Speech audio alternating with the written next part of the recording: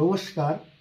আপনারা কি জানেন ভগবান শ্রীকৃষ্ণ কিভাবে তার সুদর্শন চক্র, কৌমুদী গদা এবং অর্জুন কিভাবে তার গাণ্ডীব ধনুক ও অক্ষয় তুনীর প্রাপ্ত হয়েছিলেন? তাহলে শুনুন, আজকের বলি।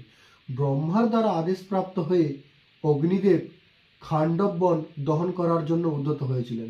তিনি অনেকবার চেষ্টা করেছিলেন খাণ্ডব বন দহন করার জন্য, কিন্তু যেহেতু ইন্দ্র খাণ্ডব বনকে রক্ষা করছিলেন, তাই তিনি কোনোভাবেই সমর্থ হচ্ছিলেন না।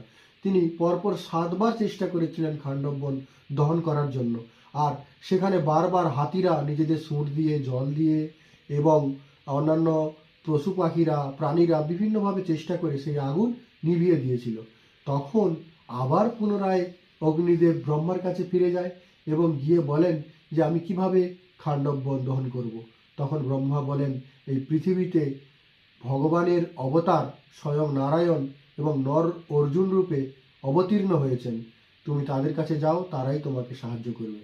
তখন অগ্নিদেব তার দুজনের কাছে গেলেন এবং খাণ্ডব বন দহন করার জন্য সাহায্য করার জন্য প্রার্থনা করলেন।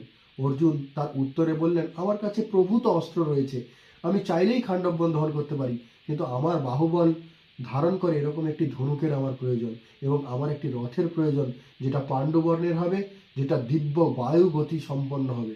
তাহলে আমি 1000 বজ্রধারী ইন্দ্রের সঙ্গে যুদ্ধ করতে পারবো।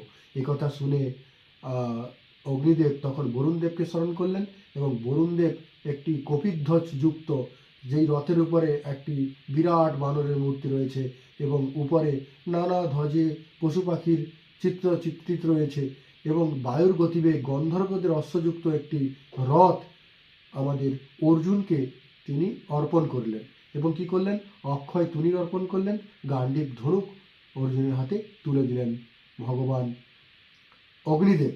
আর তখন কি করলেন, বরুণ বললেন, তিনি অর্জুনের এই বীরত্ব দেখে প্রসন্ন হলেন এবং অগ্নিদেবের দ্বারা আলোচিত হয়ে তিনি কি করলেন, বা চর্চিত হয়ে আলোচনা করে তিনি ভগবান শ্রীকৃষ্ণকে কৌমুদী গদা প্রদান করলেন আর সুদর্শন চক্র প্রদান করলেন অগ্নিদেব স্বয়ং।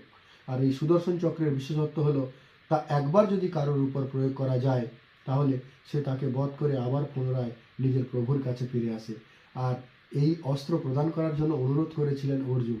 অর্জুনের কথাতেই অগ্নিদেব ভগবান শ্রীকৃষ্ণকে সুদর্শন চক্র প্রদান করেছিলেন আর বরুণদেব তার কৌমুদী গদা ভগবান শ্রীকৃষ্ণকে প্রদান করেছিলেন।